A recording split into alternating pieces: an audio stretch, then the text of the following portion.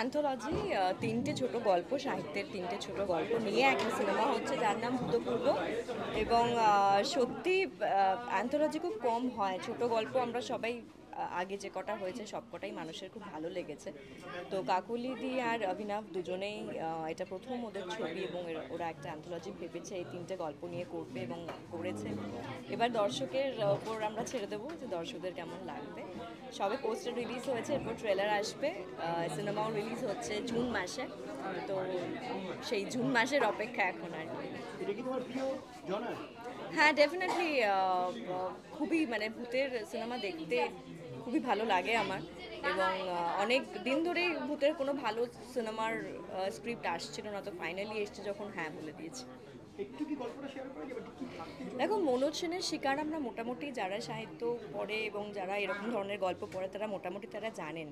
এবং আমার চরিত্রটা একটি বিধবার চরিত্র এবং সেই 60s 50s সেই সময়কার গল্প। তো এখানে সুহত্র আর আমি আছি আমাদের এই গল্পটাতে, শিকার গল্পতে। এবং বাকি মণিহারা আছে এবং তান্ত্রিক আছে। এই তিনটে গল্প মিলিয়েই আমাদের সিনেমা ভূতপূর্ব। দেখো, এখানে তিনটে গল্পকে একটা জায়গায় একটা সুতোয় বাঁধা হয়েছে এবং এই গল্পের মানে এই ছবিটার মজাটাই সেটা যে তিনটে আলাদা আলাদা গল্প, সেই গল্পকে কী করে একই সুতোয় বাঁধা হয়েছে সেটা আমার মনে হয়, মানে আমি যদি দর্শক হিসেবেও ভাবি আমার কাছে খুবই সেটা এক্সাইটিং। কারণ যে তিনটে গল্প বাছা হয়েছে সেই তিনটে গল্প খুবই প্রচলিত গল্প এবং খুবই মানুষের কাছের গল্প। তান্ত্রিকের মাতু পাগলির গল্প, মণিহারা এবং মনোজ সেনের শিকার, তিনটেই খুব অন্য ধরনের ভূতের গল্প। এবং যেই গল্পটায় আমি রয়েছি সেটি মনোজ সেনের শিকার এবং আমার চরিত্রটার নাম পূর্ণেন্দু। এবং সেই চরিত্রটা এমন একটি চরিত্র বলা যেতে পারে কিছুটা নেগেটিভ চরিত্র। তো এই ধরনের চরিত্র আমি এর আগে করিনি, সেটা আমার কাছে নতুন। এবং এই সেটআপে মানে সাহিত্য নির্ভর গল্প, সেখানে ভাষাটাও সেরকম, তো সব মিলিয়ে একটা নতুন এক্সপিরিয়েন্স আমার কাছে। Thank you. জন্মদিনের অনেক অনেক শুভেচ্ছা। Thank you very much.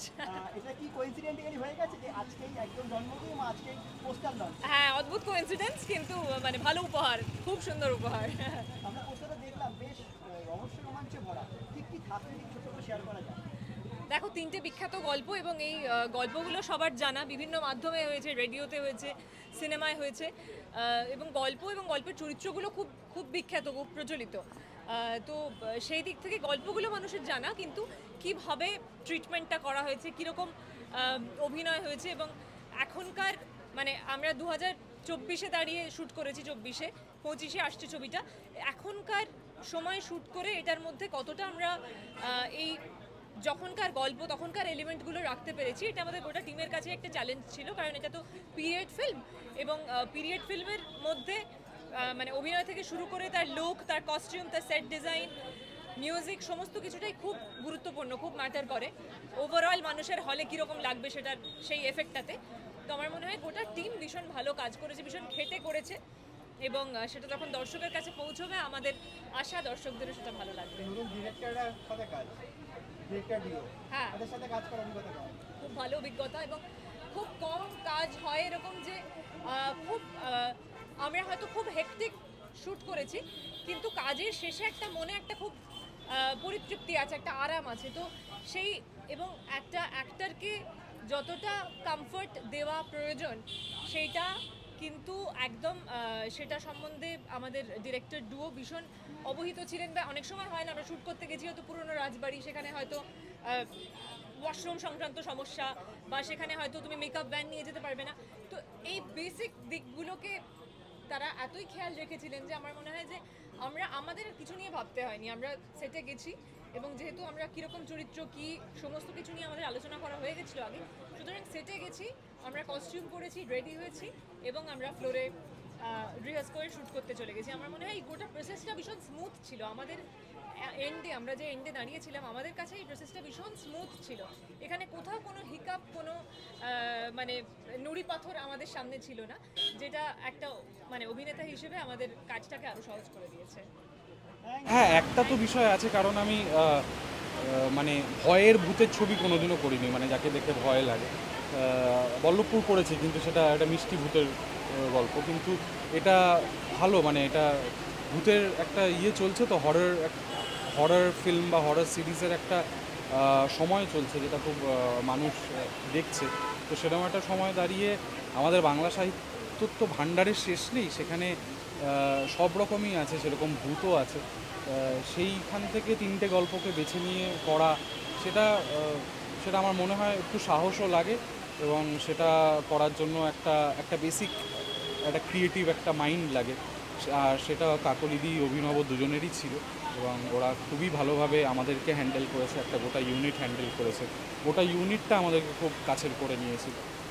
তো সেই ক্ষেত্রে আমার মনে হয় এই ছবিটা বেরোনোর পর আরও ডিরেক্টরস যদি সাহিত্য, যেহেতু বাংলা সাহিত্যের ভাণ্ডার এত বড়, যদি সাহিত্যভিত্তিক আরও কাজ করে তাহলে আমাদেরই ভালো লাগবে, মানে আমাদের দর্শকদের ভালো লাগবে, আমরা একটা রিলেটেবিলিটি পাবো, এবং আমরা একটা কি বলবো, আবার একটা সাহিত্যভিত্তিক কাজের একটা জনার খুলে যাবে আমাদের ইয়েতে, আমাদের ইন্ডাস্ট্রি। দেখো, বিশ্বাস করার মতন এখনও কিছু হয়নি। হ্যাঁ, এবার একটা গন্ধকার গলি দিয়ে কেউ নেই, যেতে যেতে একটা গা ছমছম ভাব হয়, তবে ওটা কিছু প্রেজেন্সে হয় বলে আমার মনে হয় না। যদি কোনো দিনও সেরকম কিছু ফিল করি তাহলে হয়তো বিশ্বাস করি, না হলে আর বিশ্বাস করার মতন কিছু নেই। তো কাস্ট সিলেকশনটা আমাদের জন্য খুব চাপের ছিল, খুবই টেনশনে ছিলাম আমরা, কারণ সাহিত্যনির্ভর সিনেমা, তার মধ্যে সেরকম মুন্সিয়ানা না থাকলে এই ক্যারেক্টার্সগুলোকে ফোটানো খুব কঠিন হয়ে উঠতো। মানে তারানাথ তান্ত্রিক ইজ মানে আমি বলছি তারানাথ তান্ত্রিক আর মাতু পাগলি, এটা এত জনপ্রিয়, মানে চরিত্রটা এত জনপ্রিয়। তারানাথ তান্ত্রিক আজকে ছোট বাচ্চা থেকে বড় সবার কাছে খুব জনপ্রিয়। তো তারানাথকে সিলেক্ট করা ইয়াং এজে, মানে ওটা আমাদের কাছে বিশাল চ্যালেঞ্জিং ছিল। এবং তারপর বাকি ক্যারেক্টারগুলোতে অ্যাজ ইউজুয়াল, মানে মণিমালিকা, ফণিভূষণ, তিলোত্তমা, পূর্ণেন্দু, মানে পূর্ণেন্দুর ক্যারেক্টারের মধ্যেও এত মানে ডিফারেন্ট চরিত্র, টার্ন অ্যান্ড টুইস্ট আছে এতটাই যে ওকেও সিলেক্ট করা, যেটা যেই জন্য সুহত্রকে সিলেক্ট করা বা সত্যমকে ওই ক্যারেক্টারে সিলেক্ট করা, ওটা আমাদের জন্য খুব চাপে ছিল। আমাদের খুব সময়ও লেগেছে কাজ সিলেক্ট করতে, বাট আলটিমেটলি যেটা সিলেক্ট হয়েছে, মানে we are very happy with that. ছবির পরিপ্রেক্ষিতে গল্পের গল্পটা চেঞ্জেস করতে হয়েছে। গল্পগুলোতে আমরা মেনলি কোনো চেঞ্জ করিনি, সাহিত্যের গল্পগুলো অ্যাজ ইট ইজ রাখার চেষ্টা করেছি, যেখানে যেটা লেখকদের একটা মানে যদিও রবীন্দ্রনাথ বা বিভূতিভূষণের ক্ষেত্রে ওটা নয়, কিন্তু মনোজ সেনের সঙ্গে আমরা নিজেরা কথা বলেছিলাম।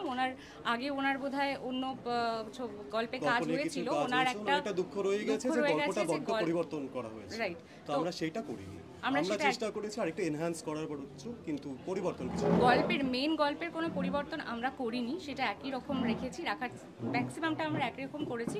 আমরা একটা অন্য গল্প দিয়ে এই 3টে গল্পকে জুড়েছি, যেটা সারপ্রাইজ, যেটা আমি মনে করব যে সেটা দেখতেই সবাই হলে যাবে, আর আপনারা বলবেন কেমন লাগছে। এক্সপিরিয়েন্স মানে প্রথমেই যখন আমি শুনলাম, আমায় যখন বলা হলো যে তুমি তারানাথের পাঠ করছো, খুবই রোমাঞ্চ হয়েছিল। তুমি রহস্য রোমাঞ্চ বললে, কারণ এই ধরনের আইকনিক চরিত্র তো অভিনেতা হিসেবে করার সবসময় সুযোগ হয় না, বারবার এই সুযোগ আসে না।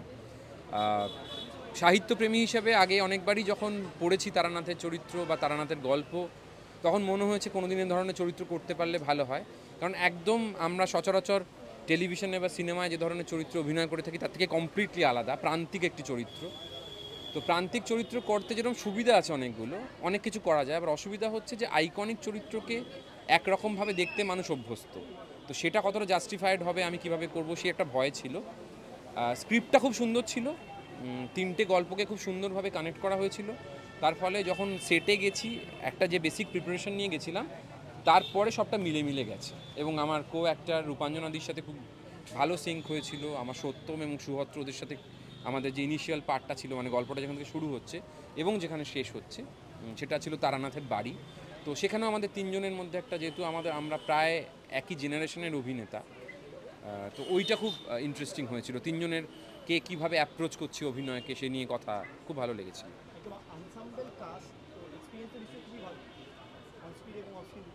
হ্যাঁ, একটু আগে বললাম, দেখো আমার সাথে তো মূলত আমাদের গল্পটাতে আমার আর রূপাঞ্জনাদেরই সিন ছিল, আর কোনো অভিনেতা সেইভাবে আমার সাথে সিন হয়নি। কিন্তু আমাদের গল্পের মানে সিনেমাটা যেখানে শুরু হচ্ছে সেটা হচ্ছে তারানাথের বাড়ি থেকে, এবং সিনেমাটা যেখানে শেষ হচ্ছে সেখানে তারানাথের বাড়ি থেকে। এখানে বাকি চরিত্রে 2জন পুরুষ তারানাথের বাড়িতে গল্প বলতে আসে। তো সেই সময় সুহত্র এবং সত্যমের সাথে আমার অনেকগুলি সিন হয়, একই দিনের মানে সিনগুলো শ্যুট হয়েছিল। সারাদিন আমরা একসাথে এক ঘরে ছিলাম, দুবেলা একসাথে লাঞ্চ খেয়েছি। তো ওই মানে আমি 2জনকেই চিনতাম, সুহত্রর সাথে কাজ করেছি, সত্যমের সাথে কাজ করা হয়নি। কিন্তু আমার মনে হয় সেদিনকে একটা ইনস্ট্যান্ট বন্ডিং হয়েছিল। সেটা সিনে যখন করতে যাই সেখানে একটা রিফ্লেকশন দেখা যায় সেই বন্ডিংয়ের, এবং সেই বন্ডিংটা দরকার ছিল, কারণ গল্পে দেখানো হচ্ছে যে তিনজনের মধ্যে একটা বন্ধুত্ব আছে। তার ফলে বেসিক আমার মনে হয় যতই আমরা প্রিটেন্ড করি অভিনয় করার সময় আমাদের রিয়েল লাইফের একটু তো রিফ্লেকশন দেখা যায় অভিনয়ে, তো সেই রিয়েল লাইফটা দরকার ছিল। Thank you.